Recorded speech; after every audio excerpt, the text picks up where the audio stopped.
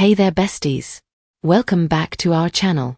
Today, we're continuing our recap of the manhwa, The Glamorous Life of the Fake Mistress. If you're new to this series, check the description below for links to previous episodes. Lastly, don't forget to hit that like button and subscribe if you enjoy the video. It really helps our channel grow. Thanks for tuning in. Let's get started. Long ago, Lady Camora was born into a powerful noble family. Her father held one firm belief: you must be perfectly trained to become a refined noble lady. From childhood, Camora was raised under strict discipline. Her days were filled with lessons in posture, etiquette, speech, and decorum. But out of all these expectations, only one pursuit brought her genuine joy: embroidery. She found comfort in the steady rhythm of the needle and thread. Over time, her talent flourished, and the praise she received became the only source of comfort in an otherwise rigid life. Whenever her father was away, Camora would retreat into her room, sewing for hours on end, often skipping meals and sleep. Her mother and the servants noticed, but said nothing. There was something peaceful, almost sacred, about how focused Camora became when she worked with fabric. It was the one thing that made her happy. But that brief sense of freedom was shattered one day. Her father returned earlier than expected and walked in on her mid-project. What he saw was not the well-groomed daughter he'd envisioned, but a pale, exhausted girl, her eyes gleaming with obsession. "You're supposed to be learning how to carry yourself, not how to stitch," he shouted. He ordered every one of her creations, fabrics, designs, even her cherished thimble, to be destroyed. Camora stood frozen in fear. Her father's anger had always been overwhelming. "He's right," she told herself. "I have to stop. I have to become the kind of noble lady he wants me to be." Time passed. Camora repressed her love for embroidery and tried to follow the path set for her. But one day, she found a needle and a scrap of fabric left behind in an unused room. Likely forgotten. She paused. Her chest tightened. "No. Don't. You'll get in trouble." The warning echoed in her mind. But then, her fingers wrapped around the needle. The moment she began to sew, the fear melted away. The plain fabric transformed into a delicate handkerchief. She looked at it, stunned. "This is what I was meant to do. I'll never love anything more than this." Emboldened, she approached her father. "Father, I want to become a clothing designer." It was her first act of defiance. "You have no idea how terrified I was when I said that, Sally," Camora recalled. "I thought he'd disown me on the spot." "Of course, he got angry, but not as badly as I feared. And now I'm the most sought-after designer in the empire." She gave a quiet smile. "So, if there's something you're afraid of, Sally, try facing it instead of avoiding it. It may not be as frightening as it seems." "Thank you, Lady Camora. Why are you being so kind to me?" "I'm not sure. Something about you reminded me of my younger self." That night, the carriage rolled to a stop at Esteban Manor. A footman opened the door with a bow. "We've arrived, Miss Sally." The Duke offered his hand as she stepped down. "It's cold. Let's go inside," he said. Sally looked at him in surprise. "Did you wait for me?" "I had something on my mind." "I went for a walk," he replied, calmly. She raised an eyebrow. "A walk? In the middle of winter?" His cold hand told her he'd been outside for a while. Their eyes met. He asked, trying to sound indifferent, "So? Did you manage to satisfy Camora?" Sally studied him. In her past life, Duke Esteban had never shown this kind of interest. He hadn't spoken to her at all. "Maybe that's what's confusing me. His behavior now is so different. It makes me feel like I still care." She answered gently, "Not yet. But I think I'll get there with some trial and error." She looked up at him. "Will you help me?" He blinked, surprised by her sincerity. "Yes. What do you need?" For a moment, they stood in silence. In the past, just looking into his eyes would have made my heart race, she thought. She touched his hand. He flinched, ever so slightly. "What's she doing?" Esteban wondered. She didn't let go. Their fingers intertwined. "Sally?" he asked, uncertain. "In the past, just holding Cuss's hand would have overwhelmed me. But now? My heart's steady. Have I truly let go?" She leaned forward and hugged him. He froze. She held him briefly. The warmth of his body. The faint scent of him. The heartbeat under her palm. In my past life, I would have clung to this moment, maybe even kissed him. But now, she stepped back. I'm okay. I'm stronger than I thought. I don't feel the same way I used to. She walked past him. Esteban narrowed his eyes, both confused and frustrated. Sally, he called. I'm all right now. Thank you for your concern, Your Grace, she replied softly. Thank goodness, she thought. Neither of us felt anything. That means I'll be able to move forward. Pull what off? Esteban wondered. Is she playing with me again? Like during that massage? Like just now, when she hugged me. His jaw tensed. Why is she? He stepped forward, grabbing her arm. She turned to him. His eyes were sharp now, his voice low. Why do you keep getting under my skin? Pardon? Sally asked, eyes narrowing slightly in confusion. Duke Esteban's voice was low and clipped. Did you think you could touch me however you liked? Startled, Sally gently pulled her hand free from his. If I've crossed the line, I apologize, she said calmly, her tone even. He looked at her for a moment, jaw tense. Just be mindful next time, he said before stepping back. The next morning, in a softly lit bedroom, Amy and Lord Alex were still caught in a moment.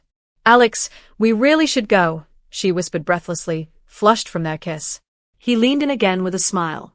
I might just be late today. She laughed softly, giving in. I love you, Alex. I love you too, Amy, he replied, brushing his lips against her temple. By the time they arrived at the venue, nobles were already gathered under grand chandeliers, their jewels reflecting the warm light. Welcome, Lady Amy, Margaret greeted with a formal smile. Amy returned a small curtsy, her composure restored. I hope I didn't keep you waiting. You must have rushed over yourself.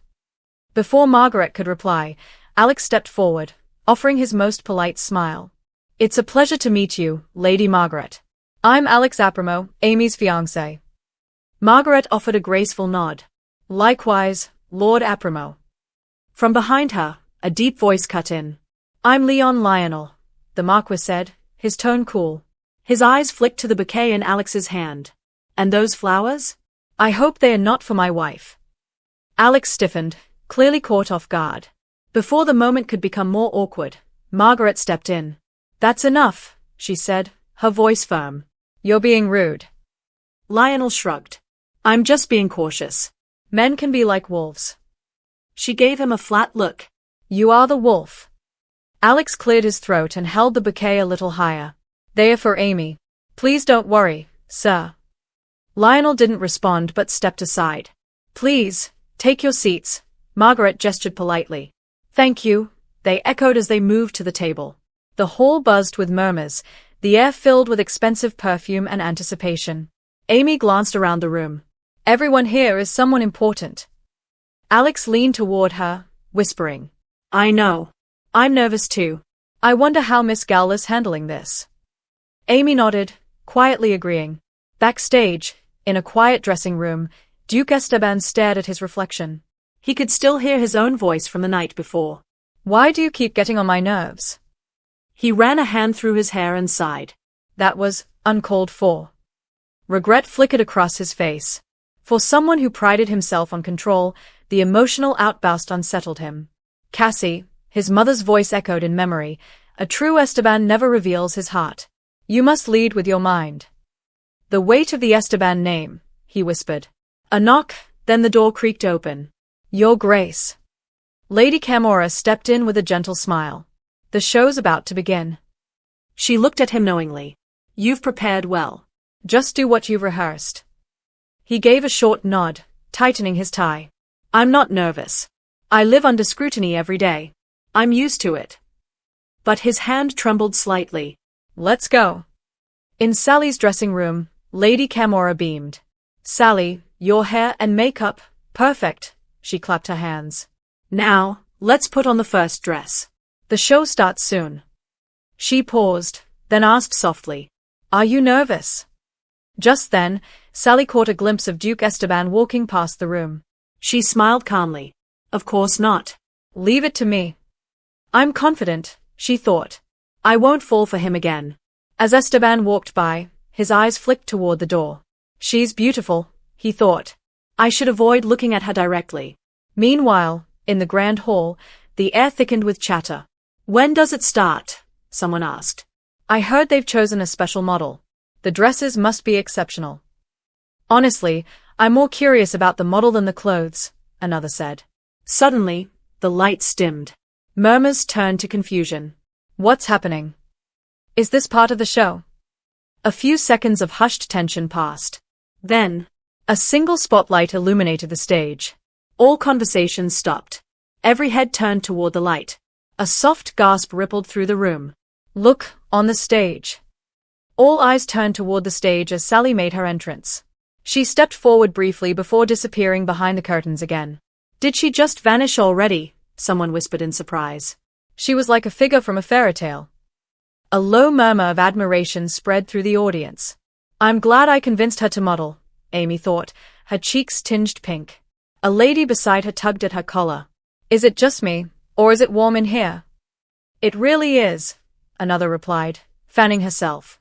She's back, a voice called as Sally reappeared, now draped in a light cloak. A cloak? That's unexpected, someone murmured, curious. The room leaned in, captivated. I feel warmer just watching her, someone laughed. Sally removed the cloak, revealing a breezy summer dress. That would be perfect for the season, one noblewoman said quietly. It looks so light, imagine the breeze sweeping through it. What do you think the next dress will be? Another asked as Sally exited once again. Moments later, she returned, dressed in a new design. I expected nothing less from Lady Camora, someone said. Each one is more refined than the last. She carries them so well, another added. She feels like a different person every time. Marquis Lionel watched from his corner, jaw tense as he caught Margaret's reddened face, clearly impressed by Sally's performance. She's adding more rivals by the minute, he thought grimly. The anticipation in the room grew. It's the final look, Lord Alex whispered. I can't wait to see it, Amy replied, cheeks still flushed. The stage dimmed. A hush fell. Then, the lights returned. Duke Esteban was seated at the center of the stage. Is that His Grace Esteban? Someone whispered, stunned. Why is he part of this? Confusion rippled through the crowd. Sally stepped onto the stage, dressed in a gown that drew breathless reactions. She approached the Duke with a calm grace, her hand extended. Please, look at me, she said softly. Duke Esteban hesitated. His heart thudded despite himself. I want you, Sally whispered, her voice barely audible. He forced himself to remain composed, even as emotion stirred within him. Every man has a limit, she thought. Especially when sincerity is involved. Esteban recalled his upbringing. Cassian, his mother would say, suppress your emotions. Respond with logic. That's how you carry the Esteban name. If I wasn't holding myself back, I would have kissed her, he thought, reaching for her hand with restraint. An Esteban must never lose control. Their eyes locked. As the show concluded, nobles surrounded Lady Camora, animated and eager. That was incredible. I want every dress I saw tonight. I need to reserve them now before someone else does. I still can't believe what I saw, another murmured. My heart is still pounding. Camora beamed. Thank you, everyone. By the way, who was the model? Someone asked. That was Sally, came a whisper. Duke Esteban's mistress. Gasps followed. So that's why he was on stage. I heard he's taken with her, but I didn't realize it was this serious. She's beautiful, someone admitted. She really held everyone's attention. I'd love to meet her. Lady Camora, where is she? A noblewoman asked. Camora winked. They slipped away just before the finale. It's as if they vanished. In a quiet side room, Sally dropped into a chair. Why such a small room? Duke Esteban muttered, arms crossed as he stood. She let out a long breath. It's finally over. She glanced at him, but he remained silent. I came here to avoid the crowd. It's more comfortable anyway. Still, his silence weighed on her. I hope you didn't misunderstand what I said on stage, she began. It was just a performance. I didn't mean anything personal. Esteban turned, his thoughts drifting to their exchange the night before. Did you think you could touch me however you pleased? He had said. She'd responded with a calm apology. Be careful from now on, he told her coldly. Yet now, his thoughts swirled. She always does this, says something bold and then acts like it meant nothing. He stepped closer, and Sally sat up, confused. "Your Grace?" she asked. He placed a hand on the armrest, leaning toward her. Their faces nearly touched. "I want to kiss her," he thought. "But I can't." Just then, Camora burst in. "Oh no, not now," she teased. "Please do your flirting after the dress is safely hung." She grinned. "Or I'll need a spare dress for next time." Esteban stepped past her, brushing her shoulder slightly. "I'll wait in the carriage," he said without looking back. Sally watched him go, calm on the surface, but puzzled. He looked like he had something to say.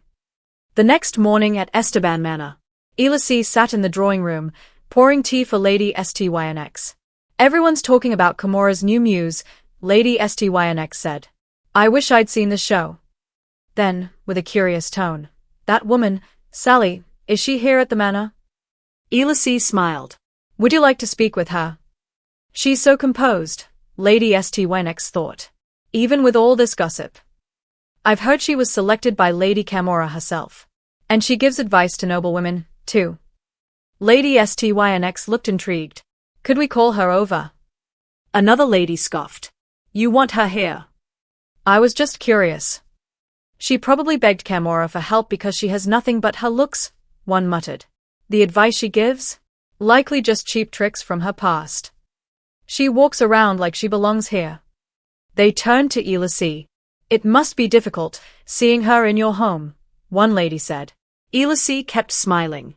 "She's the woman my husband chose," she said simply. "Please don't speak ill of her." But as the guests left, Elys's expression hardened. She really gained social standing this quickly. "If I could have stopped her sooner." "Massa," she called softly. "Yes, Duchess." "Look into the troupe Sally used to work with. Every detail." "Yes, my lady." "And send word to the maid we've placed in the Stynx household." Her voice dropped, cold and sharp. "I don't need anything drastic. Just a small shard of glass in Lady Stynx's teacup. Something subtle.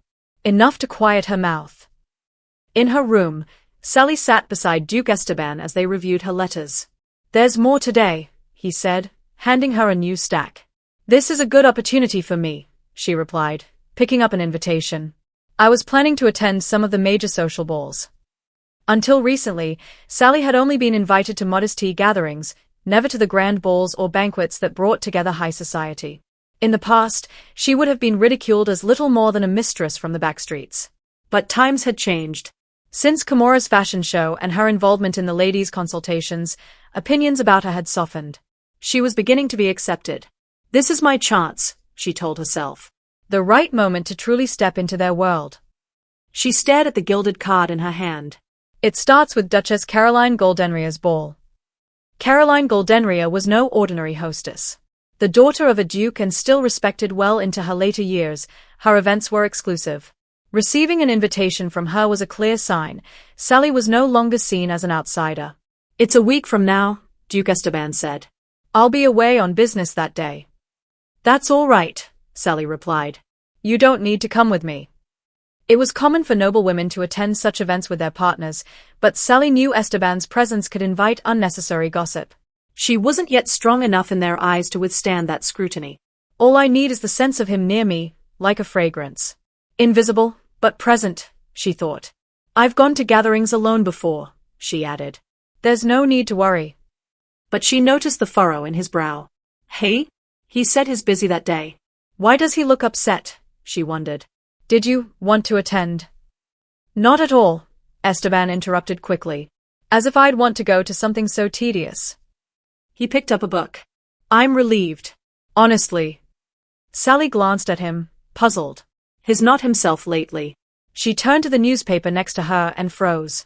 "Isn't this the one Lady Amy gave me?" Amy's words came back to her. "This is the paper everyone's talking about. It covers all the latest society stories. Camora's show made the front page." Sally skimmed through the article, until one line made her eyes widen. At the finale, Camora's muse extended her hand to Duke Esteban. His expression was like that of a man being proposed to. No, he was even more beautiful. She let out a quiet laugh. "Whoever wrote this is bold to describe Cos's Esteban like that." Esteban looked up at the sound. What's so funny? Sally quickly folded the newspaper. Just something in an article. Which one? It's nothing important. I want to see what made you laugh. I don't think you'd enjoy it, she warned. Why not? She gave him a playful glance. If he sees it, he'll probably try to find the publisher and shut them down. I can't let that happen. It's too amusing. Esteban narrowed his gaze. So it's something I'd be annoyed by. No, really, she began, but he leaned forward slightly, closing the space between them. Their eyes met. Her breath caught for a second. I get why the article described him that way, she thought. Anyone would. It was all praise, she said lightly. So, just this once, pretend you didn't notice. She stood up, and he let her go. She walked to the door. Esteban sat back, watching her leave. That smile again, it's different now. More sincere. I see it every day, so why does it feel new? The day of the ball. Sally stood with calm poise as she greeted the hostess. Thank you for inviting me, Lady Caroline Goldenria. I'm honored. Welcome, Lady Caroline replied, observing her thoughtfully. You're here alone. Is His Grace away on business? Sally nodded. Yes, he had prior commitments. Caroline gave her a measured smile. Everyone knows how busy he is. But the fact that he brought you this far, the rumors about how deeply he cares for you must be true. Not at all, Sally interrupted gently. Still smiling, Caroline thought to herself, she's polite. And not arrogant. That's rare. She gestured toward the room. Many here are eager to meet you. I hope you enjoy the evening. Thank you, Sally said with gratitude. Another noblewoman approached, smiling brightly. Miss Sally, it's a pleasure. You were stunning at Camora's show. Thank you very much, Sally replied, bowing slightly. You're even more beautiful in person. I've wanted to meet you for some time. The warmth surprised Sally. She hadn't expected such kindness, not on her first official ball. But wherever she turned, guests were welcoming and curious. They are not mocking me. They are not ignoring me. They are treating me as one of them. You're quite the center of attention, Duchess Caroline said with a chuckle. Well, Camora's show was all anyone could talk about, another woman added. Here, have some tea, someone offered kindly. You must be exhausted. Sally smiled. I'm all right, really. This is the most comfortable I've ever felt at a ball. She thought back to her past life, where every gathering was full of whispers, judgment, and isolation. But now, I'm seen. Not pitied. Not ridiculed. Just seen. One guest said, Camora's spring collection was wonderful. I preferred the bold summer piece, added another. A third woman smiled. Honestly, you made every dress look like a work of art. If I hadn't been given a second chance, I might have believed I was only ever a tragic figure. But today, I can be grateful. I'm thankful for your kind words, Sally replied. Truly. Later that evening, in a quiet room, Elys received a visitor. Thank you for coming. You worked in the same shop as Sally, didn't you? Elys asked softly. Yes, Duchess. My name is Lily, the girl said nervously. I'd like to hear more about her, Elys said with a kind smile. Would you be willing to tell me everything you know? Lily's heart pounded as she knelt silently on the floor. Could it be true? Had Dirty Sally really become Duke Esteban's mistress? She'd heard stories, how some noble women punished their husbands' mistresses harshly. Is that why I'm here? She wondered. To be punished in her place? Her hands clenched as tremors ran through her body. Don't be nervous, Elys said with a gentle smile. I only called you here because I wanted to take care of Sally's friend. I'm curious about her, you see. My husband clearly cares about her, but she never talks about herself. Of course not, Lily thought bitterly. She'd want to hide who she used to be, but the realization still hit hard. So she really has been living as a noble's mistress this whole time. I can tell you everything I know, Lily offered. Even about her childhood. Her lips curled slightly as she began. You wouldn't believe how she looked back then. Always dressed in clothes that looked like they'd been dragged through the mud. Like she was wearing sacks. She'd sweep the floor looking like that. Elys remained expressionless, growing bored. Is she going to drone on about appearances all day? She thought. If I slapped some sense into her, maybe she'd finally say something useful. But her life got easier after Sarah took her in, Lily continued. She was really protective of her. Sally never smiled at anyone else like she did with Sarah. Sarah? Elys asked. Who's that? The only person Sally truly cared about. They were close, always together. And where is Sarah now? I'm not sure. She left the manor years ago. They said she got married and moved far away. So Sarah was the key to Sally's early rise, Elys mused. This is useful. Lily might not realize it, but she's just handed me a very interesting piece of the puzzle. Sally only ended up near nobility because of Sarah, Lily said bitterly. She would never have gotten this far on her own. Elys studied Lily with a calculating gaze. That jealousy in her eyes, so easy to manipulate. She's practically begging for a chance to rise. She leaned forward slightly. You seem eager to join this world. What? No, not at all. Lily stammered. Elys's gaze dropped. A plain girl with little refinement, she thought, eyeing her critically. But a full figure, and just enough desperation. Sally's lonely, she said aloud, her tone cool. This world is different. She might appreciate a friend from her old life. Two women of low birth, side by side. How fitting. Later, Lily found herself seated while maids fussed over her appearance, doing her hair, dressing her in fine clothes. She looked into the mirror, stunned. Am I dreaming? She was served a meal, simple bread and soup, but it tasted nothing like what she knew. The bread was soft, the soup rich. Her cheeks flushed as she ate, overwhelmed by the luxury. Soon after, she stood in a fine dress, one she'd only seen through shop windows. I look like a noblewoman, she thought, wide-eyed. From outside, a voice called, Are you ready? Yes, Lily replied. Then let's go, said Mxss. As the carriage moved, Mxss explained, We're headed to Viscount Kiev's estate. Lily's heart jumped. The Viscount? Isn't he? It's been 30 years since he lost his wife, Mxss continued. He never remarried. He turned 60 this year and currently has 4 mistresses. Lily's face fell. The words made her stomach turn. Be grateful, Mxss said coolly. Your youth and figure got you this far. If you want this chance to last, it's up to you. Lily sat frozen, unsure how to respond. Meanwhile, Sally reclined peacefully in her room, a book in hand. It's been such a chaotic few months, she thought, but now, it's finally calm. A knock interrupted her. Miss Sally, it's me, Daisy. What is it? Lady Elys would like to see you. She's in the garden with some of her guests. She said someone was eager to meet you. Sally's expression tensed. Elys? As she dressed, her mind raced. She's never reached out like this before. Our quarters are so separate, it's easy to avoid each other. So why now? Do you know why she wants to see me? She had asked Daisy. She's with some of her closest noble friends, Daisy had replied. Apparently someone insisted on meeting you. But they never acknowledge me, Sally thought as she walked toward the garden. Those women barely look at me at parties, and Elys doesn't do anything without a reason. This must be deliberate. For a moment, she hesitated. Should I pretend to be sick? Avoid her altogether? But then she shook her head. Running away won't change anything. I'm not the same as I was before. She remembered her past life. Elys's calculated humiliations, always done in ways that made Sally look petty and Elys look gracious. But not this time. With quiet resolve, she stepped into the garden.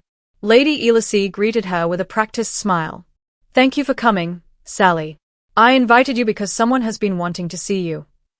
It's no trouble, Sally replied calmly. I'm glad for the chance to greet the ladies.